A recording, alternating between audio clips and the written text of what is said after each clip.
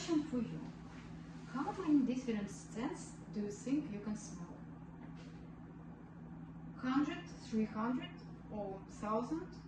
Studies estimate that humans can detect up to 1 trillion different odors, from the aroma of fresh cut grass to the smell of the loved one.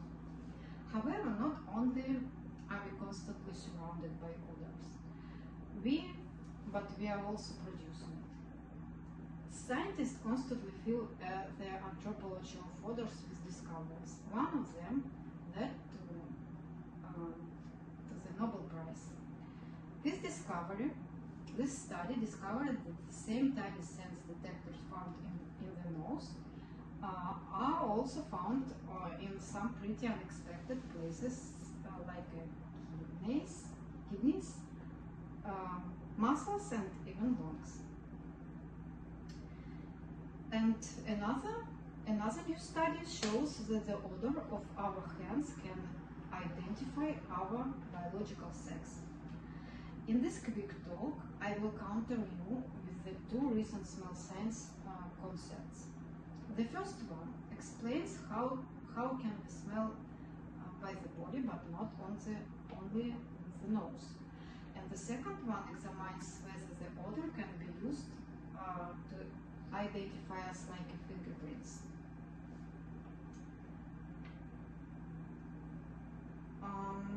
In fact, more of our DNA is devoted to genes for scent receptors. According to the research, they also act as sensitive chemical sensors in many other parts of our body. Now, I'm not saying that your liver can detect the smell of the aroma of your morning coffee as you walk into the kitchen. Rather, after you drink your morning coffee, your liver can use one of this detector to detect changes in a chemical of your bloodstream. Another example of an outside the nose scent receptor shows that human sperm express such a detector. You might ask here, are sperm aided in finding the egg by sniffing it out? Technically, yes, they are. I like this example because it clearly shows that scent detector's primary job is to be chemical sensor. So, as we are picked up on the scope of the first concept, let us take a look at odor as an identity marker. Every person emits a unique combination of tiny airborne chemicals.